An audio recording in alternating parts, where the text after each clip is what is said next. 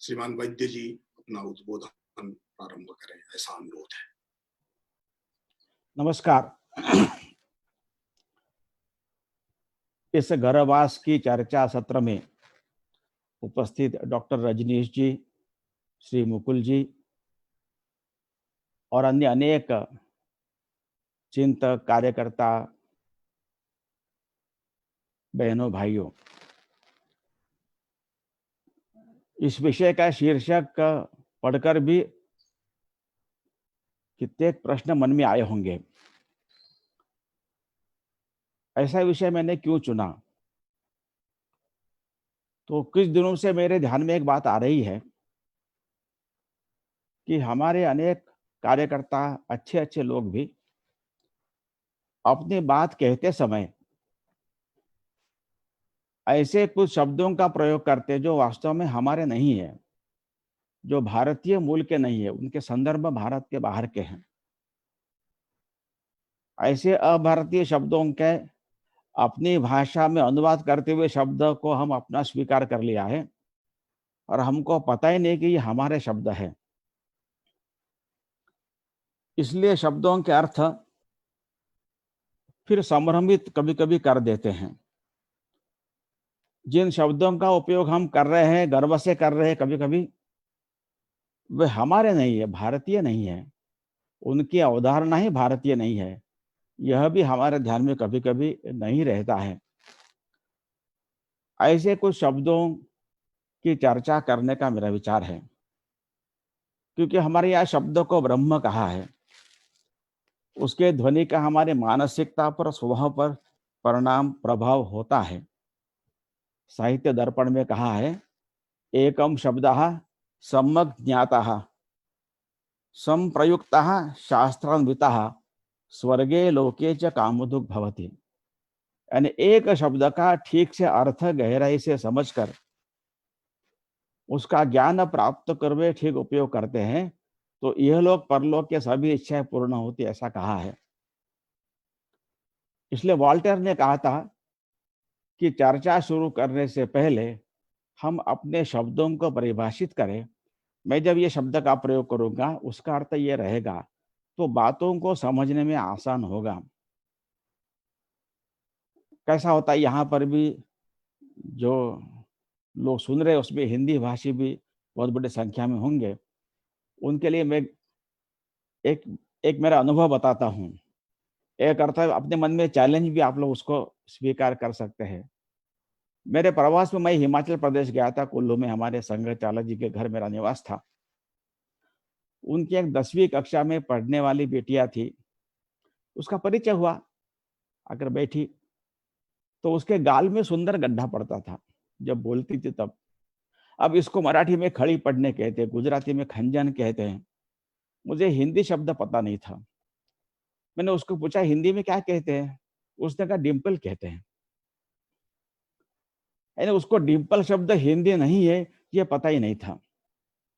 लेकिन छोटी बच्ची, चलो उसकी माँ सामने बैठी थी, माँ से मैंने पूछा कि इसको क्या कहते हैं हिंदी में? उन्होंने कहा हम तो डिम्पल ही कहते हैं। फिर मैंने उसको गूगल करने के लिए कहा तो शब्द आया हिलकोरे। बाद में मैं ग्वालियर में, मेरठ में, गुड़गांव में, भोपाल में साहित्य क्षेत्र के लेखक, स्तंभ लेखक, हिंदी भाषा पढ़ाने वाले प्राध्यापकों से मिला। करीब 90 लोगों से मेरा मिलना हुआ। सबको मैंने पूछा, सभी ने कहा कि हम डिम्पल ही कहते हैं। मुझे आश्चर्य हुआ, हिंदी शब्द होना चाहिए। जब मैं हिंदी शब्द जो गूगल में आता है वो बताया तो अब उन्होंने कहा कि हाँ, हमने गीतों में सुना है। एक दिल्ली में एक पत्रकार बहन है जो मुझे हमेशा मिलने आती है, उसको पूछते ही उसने तुरंत वो शब्द बताया। यानी एक करीब 100 में से एक व्यक्ति मुझे ऐसे मिले, 100 व्यक्ति ऐसे जो पढ़े लिखे थे, हिंदी भाषा में साहित्य लिखने वाले लोग थे। इसलिए मैंने एक लेख लिखा, शब्द की मृत्यु, एक शब्द की मृत्यु। यानी हमारा शब्द है वो हमको पता नहीं है, डिम्पल हमने स्वीकार कर लिया, लेकिन डिम्पल का शब्द का अर्थ वही है। लेकिन मैं जिन शब्दों की चर्चा करने वाला हूँ उन शब्दों के अर्थ भी अलग है। इसलिए ऐसे जितने भी 3, 4, 5, 6 शब्द आज की चर्चा में आ सकेंगे उसका प्रयोग करेंगे। अब हम जिस विचार से प्रेरित हम सब लोग कार्य कर रहे हैं, हम सबको बाकी सब लोग राष्ट्रवादी कहते हैं और हमारे कई लोग अपने आप को राष्ट्रवादी कहते हैं। हम राष्ट्रवादी है, हिंदू राष्ट्रवाद हमारा है, तो राष्ट्रवादी विचार वगैरह बड़े तो गर्व से कहते हैं। अब ये राष्ट्रवाद शब्द वास्तव में हमारा नहीं है। हमारे यहाँ कोई राष्ट्रवाद नहीं था। हमारे यहाँ राष्ट्र है, राष्ट्रत्व है, राष्ट्रीय है, राष्ट्रीयता है, राष्ट्रवाद नहीं है। राष्ट्रवाद कहाँ से आया? ये पश्चिम के नेशनलिज्म से आया है। पश्चिम के नेशन की कल्पना ये राज्याधारित है, नेशन स्टेट कंसेप्ट वहां पर है। इसलिए उन्होंने अपने राज्य विस्तार के लिए अन्य देशों पर आक्रमण किए है, अत्याचार किए है, युद्ध लादे हैं। तो वहां के नेशनलिज्म का यह स्वरूप है। इसलिए वहां का नेशन और भारत का राष्ट्र कल्पना अलग है। भारत का राष्ट्र ये समाज, पीपल आर द नेशन, समाज आधारित है। और यहाँ के समाज का इतनी विविध भाषा बोलने वाला, विविध जातियों के नाम से जाना जाने वाला, विविध देवताओं की उपासना करने वाला, यह सारा समाज एक सूत्र उसके मन में है। वो सूत्र क्या है? एक पहचान को लेकर अपने आप को जोड़ता है। सारी इस पहचान को वो मेरी अपना मानता है। यह समाज है जिस भूमि पर रहा है, उस भूमि पर ऐसे अनेक प्रकार के पराक्रमी पुरुष, समाज सुधारक, साधु संत निर्माण हुए। उन सब के बारे में इसके मन में एक गौरव का भाव है। लेकिन उसका आधार मुख्यतः एक जीवन की दृष्टि है, व्यू ऑफ लाइफ है, जिसका आधार आध्यात्मिकता है, स्पिरिचुअलिटी है। और स्पिरिचुअलिटी आधारित जीवन का विचार ये केवल भारत की विशेषता रही है हमेशा, बाहर कहीं नहीं है।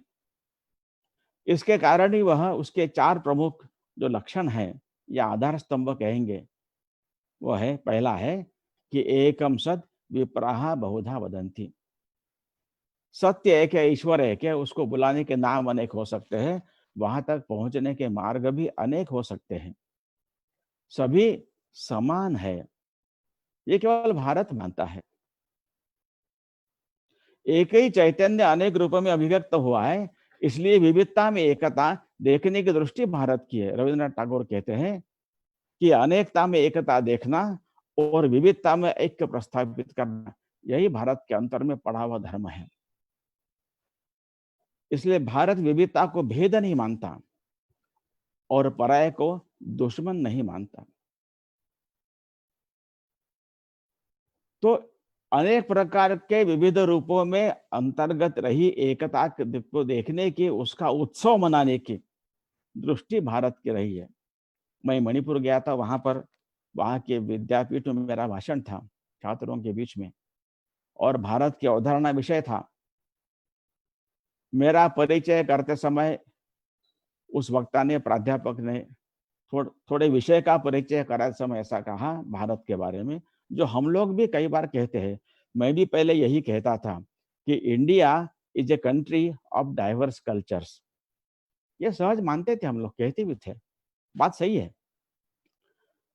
ऐसा नहीं था कि मैंने यह बात वहां पर पहली बार सुनी थी, लेकिन पहली बार मुझे वो बात खटकी और मेरा क्रम आया तो मैंने कहा कि सज्जन ने जो कहा वो सही बात नहीं है। तो India is a country of diverse culture, यह कहना ठीक नहीं है। तो ठीक क्या है? तो मैंने कहा India has a culture that celebrates diversity. तो बच्चों ने तालियां बजाई। अब तालियां क्यों बजाई? तो उनके मन में भाव यह पड़ा होगा, उसको एक रेजोनेट हुआ एक बात से। तो हमारी यह विविधता में एकता देखने की संस्कृति है, इसलिए वी सेलिब्रेट डाइवर्सिटी, यह हमारी विशेषता है। और तीसरी बात है कि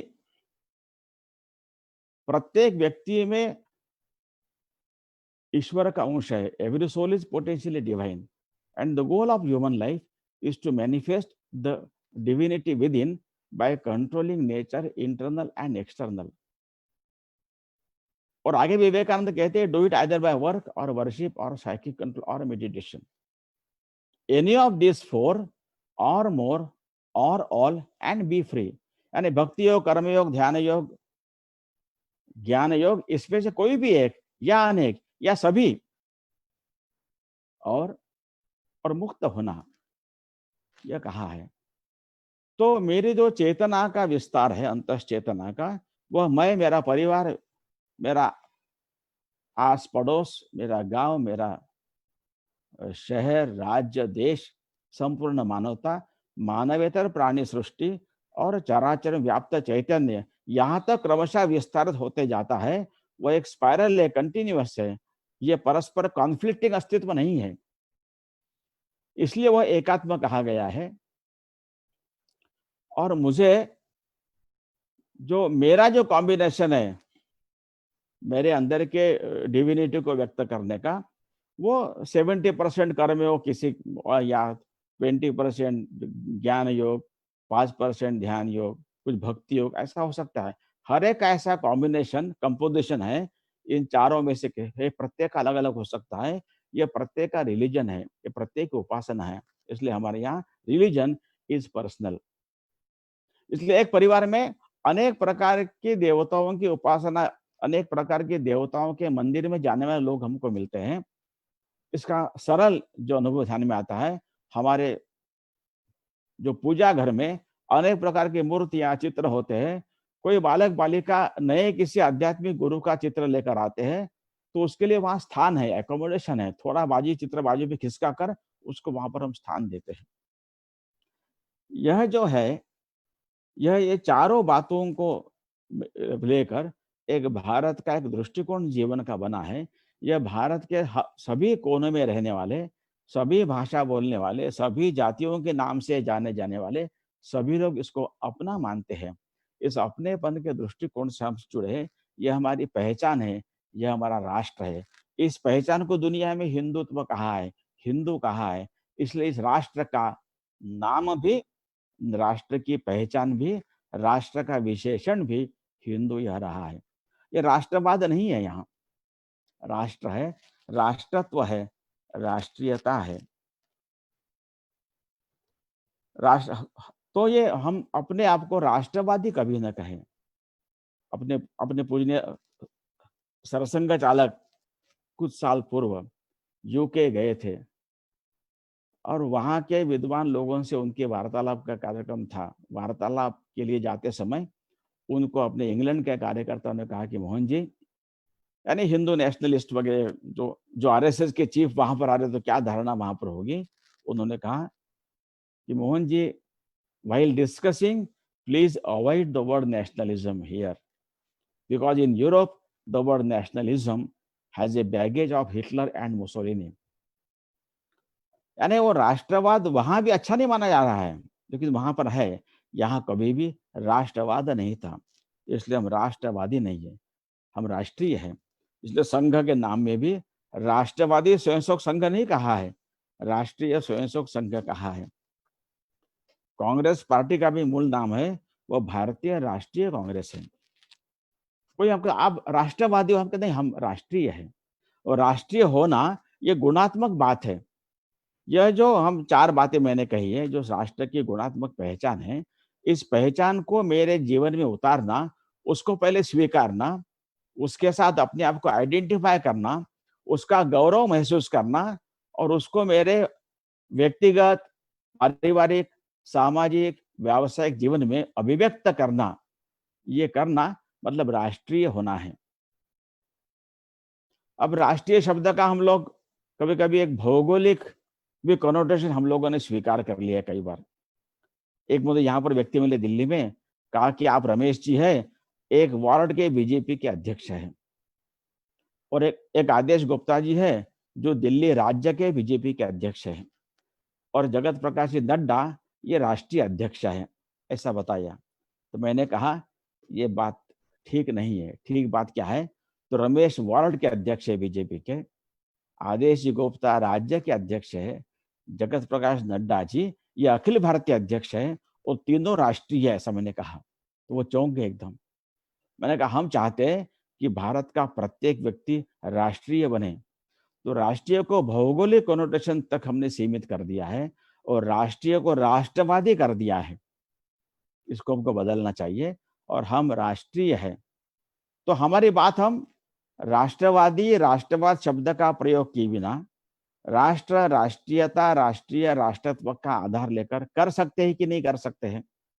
तो 2019 के चुनाव के बाद जो चुनाव के परिणाम आए, तो अपने संघ विचार से संबंधित एक संस्था के दफ्तर में मैं गया था। वहाँ उनकी एक मैगज़ीन निकलता है, तो हिंदी अंग्रेजी में जो पत्रिका निकलती है, उसके मुखपृष्ठ पर नरेंद्र मोदी जी का फोटो था, फूलों के हार उनके गले में थे। और उन्होंने जो अंग्रेजी पत्रिका का शीर्षक था, वह था उनके कवर पेज पर कि विक्ट्री ऑफ नेशनलिज्म, और हिंदी में था राष्ट्रवाद और आध्यात्मिकता की विजय। मैंने उनसे फिर इस विषय की चर्चा की और मैंने कहा, मैं अगर संपादक होता तो आपको जो कहना है वही बात मैं इस तरह कहता। मैं कहता अंग्रेजी में विक्ट्री ऑफ नेशनल एक्सप्रेशन, और हिंदी में कहता कि राष्ट्रीयता और आध्यात्मिकता की विजय। बात वही आ रही है, लेकिन इसके बारे में हम जागरूक न होने के कारण, ऐसे है नहीं, ये डीकोलोनाइजिंग करना है, नहीं क्या करना है, ऐसे खूब महत्व के शब्द है कुछ, उन शब्दों को हमने हमारे नहीं, ऐसे शब्दों को अपना लिया है। तो हम अपने शब्दों के माध्यम से अपनी बात कहने का आग्रह करेंगे, तो धीरे धीरे इन सब का हमारी मानसिकता पर भी परिणाम होगा, हमारे स्वभाव पर भी परिणाम होगा। ऐसा एक शब्द है सहिष्णुता, टॉलरेंस, इनटॉलरेंस खूब चल रहा था, हम सहिष्णु सहिष्णु वगैरह खूब खूब बात करते हैं। अब ये शब्द बहुत अच्छा, बड़ा व्यापक है, बड़ा उदार है, ऐसा हम लोगों ने मान लिया है। वास्तव में सही में ऐसा है क्या? बीच में जब ये अवार्ड वापसी वगैरह सारा ये चक्र चल रहा था, तब एक चैनल पर हमारे कार्यकर्ता बात करने गए थे।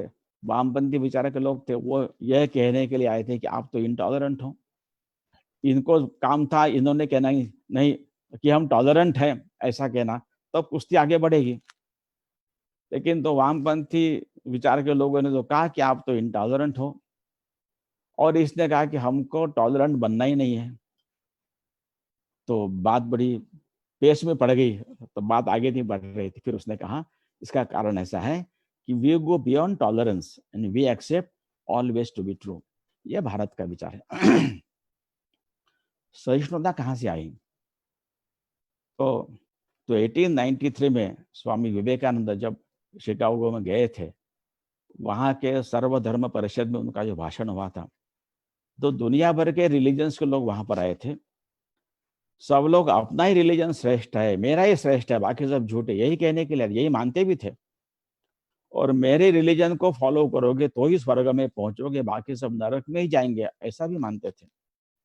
उनको नरक में जाने से बचाने का पवित्र कार्य मुझे ही करना है। उसके दो ही मार्ग है, या convert them by fraud, force, allurement, और जस्ट किल देम। उसमें कुछ लोगों को लगा कि मारना वगैरह अच्छा दिखता नहीं है, मारना तो चाहते हम, लेकिन थोड़ा फिर उसमें से उदार लोगों ने कहा लेट अस टॉलरेट देम। तो टॉलरेंस वाली बात यहां से आई है। तो टॉलरेंस शब्द में ही इनटॉलरेंस की बो वास्तव में आती है। उस समय विवेकानंद ने जो कहा, उनका वाक्य ऐसा है, उन्होंने कहा कि वी गो, तो स्वामी जी का वाक्य है वी गो बियॉन्ड टॉलरेंस। तो वहां स्वामी जी का वाक्य ऐसा है कि मुझे ऐसे धर्मावलंबी होने का गर्व है जिसने संसार को सभी रिलीजन्स को मान्यता प्रदान कर स्वीकार करने की शिक्षा दी है। हम लोग सभी रिलीजन्स के प्रति केवल सहिष्णुता में ही नहीं विश्वास करते, परंतु समस्त रिलीजन्स का स्वीकार भी करते हैं। आगे उन्होंने कहा कि मुझे आपसे यह निवेदन करने में गर्व होता है कि मैं ऐसे धर्म का अनुयायी हूं जिसकी जिसकी पवित्र भाषा संस्कृत में अंग्रेजी शब्द एक्सक्लूजन के लिए कोई पर्यायवाची शब्द नहीं है, क्योंकि हम किसी को एक्सक्लूड करते ही नहीं है। We accept all. सर्वे भवन्तु सुखिनः सर्वे सन्तु निरामयः वसुधैव कुटुम्बकम। ये जो है, तो इसलिए हम सहिष्णुता की अगर बात नहीं है, हम तो सबको साथ लेकर चलने की बात ही करते हैं। यह भारत की बात है। इसलिए भारत का विचार में सहिष्णुता से भी अधिक बात है कि सबको साथ लेके चलना। एक्सेप्टेंस ऑफ ऑल, ये बात है। तो ऐसे कुछ शब्द है, मैं कुछ संक्षेप में बात कर रहा हूं। एक और शब्द ऐसा है कि जो हमारे लोग खूब अनेक बार प्रचलित करते हैं। लोगों ने हमको ऐसा कहा कि हमारी हिंदुत्व विचारधारा है, तो हमारी विचारधारा और राष्ट्रवादी विचारधारा, ऐसा बड़े हम भी अपने भाषणों में, लेखों में लोग लिखते हैं। ये तो ये विचारधारा शब्द भी हमारा नहीं है, ये आया है आइडियोलॉजी से। उनकी आइडियोलॉजी जो बात है, क्योंकि पश्चिम के इज्म में एक प्रकार का दूसरों पर अपनी बात को जबरदस्ती थोपने की टेंडेंसी होती है, उस पर मैं बाद में आऊंगा। तो ये आइडियोलॉजी में एक प्रकार के धारे, मतलब दो भाग है, ये हम है, ये आप है, दूसरे हैं। और हम तो किसी को छोड़ने वाले नहीं है वास्तव में। तो हमारा क्या है, तो हिंदुत्व की विचारधारा नहीं है, तो हिंदुत्व दर्शन है, हिंदुत्व फिलॉसफी है, एक विचार है, दृष्टि है। तो इस से हम अपनी सारी बात कह सकते हैं, क्योंकि हमारे सारे चिंतन में, दृष्टि में, हम तो ईशावास्यम इदं सर्वम यत्किंच जगत्याम जगत चर अचर सभी को स्वीकार करने की बात कर रहे हैं। वहां छोड़ने की बात कहाँ आई? इसलिए हमारी विचारधारा नहीं है। हिंदुत्व चिंतन में ऐसा कहा गया है, हिंदू दर्शन यह कहता है, हिंदू फिलॉसफी में यह बात मानते हैं। इस तरह से भी हम अपनी बात कह सकते हैं। हम हमारे शब्दावली का प्रयोग करना चाहिए। एक और शब्द है जो हमारे लोग खूब उपयोग करते हैं, गर्व से करते हैं, वो है कट्टर। मैं कट्टर हिंदू हूं, ऐसा कहते हैं। संघ के स्वयंसेवक, मैं कट्टर स्वयंसेवक, ऐसा कहते हैं। मुझे एक व्यक्ति मिला, युवक था, उसने एक जर्सी पहनी थी, उस पर कट्टर हिंदू से लिखा था, बड़े गर्व से। लोगों ने हमको कहा कि आप कट्टर हो, हम भी कहते कट्टर है। ये कट्टर शब्द ये भारतीय नहीं है। आप अगर गूगल करोगे, शब्द डालोगे कि फंडामेंटलिज्म को हिंदी में क्या है कहते हैं, तो कहा है कट्टरवाद, आप देखेंगे तो कट्टर मतलब फंडामेंटलिस्ट है, ये अपना विचार नहीं है। ठीक है ना? फंडामेंटलिस्ट एक पुस्तक है, उस पर लिखे कुछ शब्द है, उसको लेकर ही चलना और कुछ सोचना नहीं। यहां से फंडामेंटलिज्म आया है। तो भारतीय कई संकल्पना में दूर दूर से भी फंडामेंटलिज्म नहीं है। तो कट्टर शब्द का बोले कि हम खूब कर रहे हैं, हम कट्टर नहीं है। और क्या शब्द हमारा शब्द हो सकता है जो हम भाव व्यक्त करना चाहते हैं? ये कर्मठ हिंदू है, कह सकते हैं, ये आग्रही है, ये बहुत आए तो ये एंग्री हिंदू हो सकता है, लेकिन कट्टर नहीं हो सकता। संघ स्वयंसेवक भी निष्ठावान होगा, नियमित होगा, सक्रिय होगा, दायित्ववान होगा, कर्मठ हो सकता है, कट्टर नहीं हो सकता। लेकिन संघ स्वयंसेवक भी अपने आप को कट्टर कभी कभी कह लेते हैं। तो ऐसे शब्दों से हमको निजात पाना, हम अपनी बात को अपनी अपनी शब्दावली में कहने का आग्रह रखना, this is the first step towards decolonisation, ऐसा मुझे लगता है। दो शब्द ऐसे हैं कि जो अवधारणा ही भारत के बाहर की, एक है सेकुलरिज्म। अब उसको हम अपने यहाँ अनेक प्रकार के शब्द प्रयोग करते हैं, आग्रहपूर्वक अपनी भाषा में परिभाषित करने का प्रयत्न करते हैं, सर्वधर्म समभाव करते हैं, धर्मनिरपेक्ष है, कुछ भी कहते हैं, तो still you cannot convey the meaning actually, क्योंकि सेकुलरिज्म यह अवधारणा ही पश्चिम की है। वहां पर एक थियोक्रेटिक स्टेट के रिएक्शन में रिलीजन को, तो रिलीजन से जीवन के कुछ अंगों को सेपरेट करने के लिए सेकुलरिज्म आया। उन्होंने सभी मत समादर वगैरह मान्य कर, ऐसा वहां बिल्कुल नहीं है। भारत के संविधानकर्ताओं को सेकुलर की शब्द का अर्थ पता था, इसलिए संविधान सभा में इसकी चर्चा होकर, डिस्कशन हुआ, डिबेट हुआ, स्वीकृत हुआ। इसकी भारत में आवश्यकता नहीं है, नहीं स्वीकार करेंगे। 1976 में चुपके से, बिना किसी चर्चा के, बिना किसी आवश्यकता के, बिना किसी के मांग के, जबरदस्ती से लाया गया। मैंने लोगों से पूछता हूं, ऐसा क्यों लाया गया, कारण बताइए, किसी के पास उत्तर नहीं है। इसलिए मेरा ऐसा सबसे निवेदन है कि सेकुलरिज्म का किसी भी भारतीय भाषा में अनुवाद संभव नहीं है। तो सेकुलरिज्म ऐसे ही लिखिए तो बात जल्दी समझ में आएगी। सीधी बात, ये सेकुलर है, सेकुलर लिखिए, क्योंकि सर्वधर्म समभाव ये मूल सेकुलर का अर्थ ही नहीं है। ऐसे एक शब्द कन्वर्शन है, हम यहाँ धर्मांतर कहते हैं, मतांतर कहते हैं, तरह तरह से। कन्वर्शन की कल्पना भारतीय अवधारणा में नहीं है, इसलिए कृपया कन्वर्शन को कन्वर्शन ही लिखिए। क्योंकि कन्वर्शन में क्या आता है, the owners of converting lies on the priest, वो हिसाब करता है कितने मेरे फ्लॉक में आए, उसके अनुसार उसको भत्ता मिलता है, उसको प्रमोशन मिलता है, उसके लिए अनेक प्रकार के हथकंडे अपनाते हैं। सबसे पहला एंटी कन्वर्शन बिल ये 60s में आया था, मध्य प्रदेश और उड़ीसा के सरकार ने उसको पारित किया था। तो अब केंद्र में, उड़ीसा में, मध्य प्रदेश में कांग्रेस की सरकार थी। तो जिस न्यायमूर्ति भवानी शंकर नियोगी के कमीशन के रिपोर्ट के आधार पर यह बना था, वो रिपोर्ट सबने पढ़ना चाहिए। तो कन्वर्शन का अर्थ क्या होता है वो ध्यान में आएगा। भारत में किसी व्यक्ति और किसी महापुरुष के संपर्क में आता है, उनसे प्रभावित होता है और उनका अनुयायी बनने का वो स्वीकार करता है, उनका फॉलोअर बनता है। यह सहज प्रक्रिया है, इसमें किसी को आपत्ति नहीं है। इसलिए सनातन वैदिक परंपरा के परिवार में कोई लड़का स्वामीनारायण की कंठी बांधता है तो वो अलाउड है, आगे चलता है। धीरे धीरे बाकी लोग भी थोड़ा थोड़ा दोनों का मिलाकर कुछ न कुछ उपक्रम अपने घर में चालू कर दे, ऐसा मैंने कई घरों में देखा है। तो मतांतर कहेंगे, धर्मांतर शब्द ठीक नहीं है, ये खूब सहज है। यहाँ पर क्या है, कोई अपना मत बदलना, the owners lies on the disciple. मुझे ये इन्होंने अच्छा बात कही है, प्रभावित किया है, मैं प्रभाव में आया हूँ, समझ में आया है मुझे, इसलिए मैं मेरा मत बदल रहा हूँ, इसमें कोई आपत्ति नहीं है। ऐसे प्रभाव में आकर कोई ईसाई बन जाते हैं। महाराष्ट्र के रानडे जी थे, लेकिन वो उन्होंने अपना रिलीजन बदलने के बाद भी उनके देशभक्ति पर गीत इतने इतने इतने अच्छे आते थे। तो कन्वर्शन का अर्थ ही अलग है, इसलिए कन्वर्शन शब्द को हम अपनी भाषा में अनुवादित करने का प्रयत्न नहीं करना चाहिए। ऐसे कुछ शब्दों के बारे में जो मेरे मन में मुख्यतः बात आ रही थी, इसलिए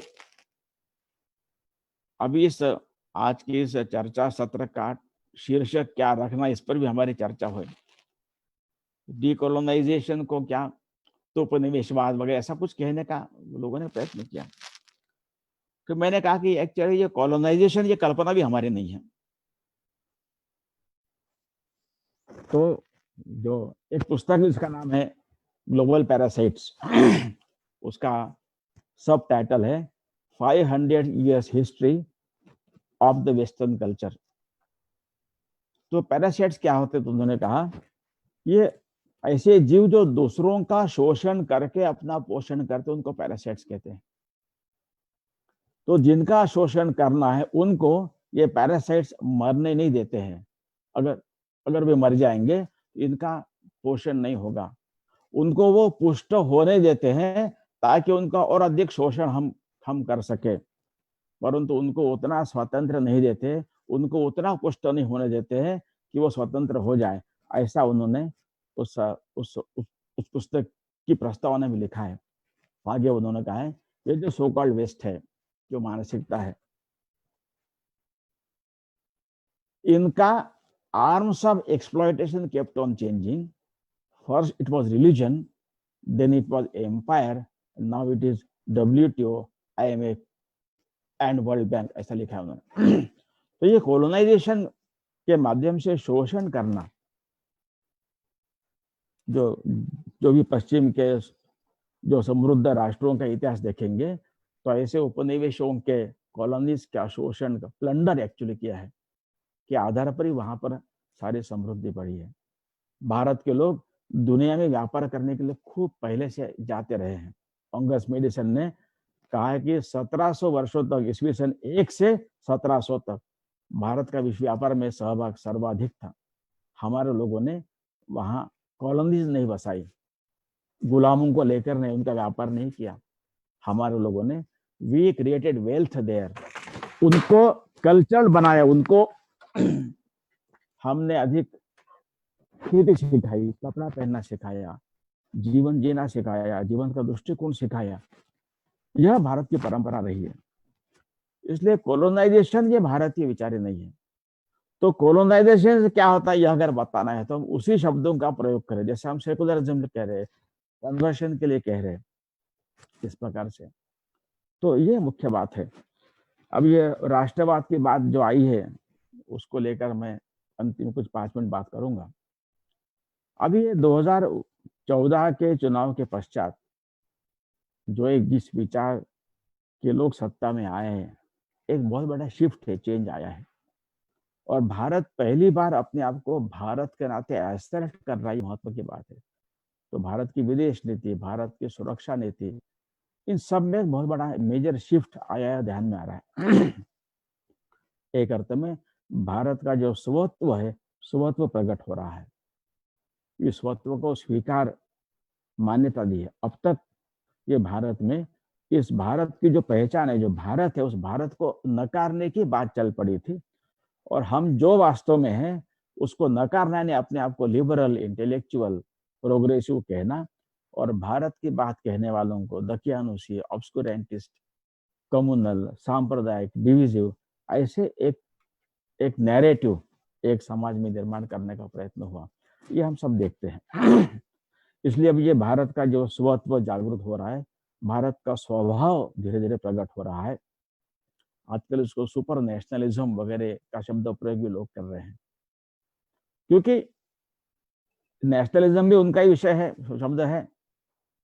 और इस भारत के स्वत्व को महत्व नहीं देते हुए, नकारते हुए यह प्रकट न हो, इसके लिए सारे प्रयास होते रहे हैं। तो वास्तव में यह नेशनलिज्म वगैरह नहीं है, ये भारत का स्वभाव है। ये भारत जो स्वतंत्र हुआ, स्वदेशी की बात, इसमें जो स्व का उल्लेख है, रविंद्रनाथ टैगोर का स्वदेशी समाज नाम का निबंध है, इसमें भी स्व की बात कही है। तो रविंद्रनाथ टैगोर ने नेशनलिज्म का विरोध किया, ये बात सही है, लेकिन वो पश्चिमी नेशनलिज्म का विरोध किया है। तो ये जो आजकल जो लोग चर्चा करें टैगोर का उल्लेख लेकर, टैगोर ने भी राष्ट्रवाद का विरोध किया था, वो पश्चिम के नेशनलिज्म का विरोध किया था। वास्तव में टैगोर के संपूर्ण स्वदेशी समाज में उन्होंने इस स्व के प्रकटन पर इतना आग्रह दिया है। उन्होंने पहले कहा है कि पहले हम जो है वो बने, ये कहा है। First we have to be what we are, और व्हाट वी आर इस पर सारी उन्होंने जो चर्चा की है, ये महत्व की बात है।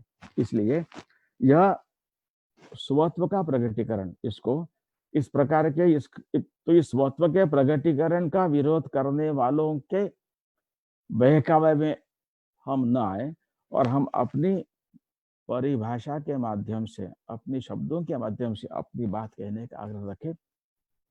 तो यह राष्ट्र का भाव ये प्रकट होगा, राष्ट्र जगेगा। राष्ट्र जगना यानी इस राष्ट्रीय जो पहचान की बात मैंने की है, जिस पहचान से यह राष्ट्र एक बना है, जुड़ा हुआ है, बंधा हुआ है, उस राष्ट्र उस पहचान को स्वीकार करना, उसके बारे में गौरव महसूस करना, उसको समाज में आचरण से प्रतिष्ठित करना, अपने आचरण से उस भारत के पहचान की रक्षा करना, यह हमारा काम है। यह करना मतलब राष्ट्र को जगाना है। इसलिए गीत में क्या है कि जैसा जैसा मेरा राष्ट्र जगेगा, तस तस सारा तमस हटेगा। यहाँ मैं रुकता हूँ।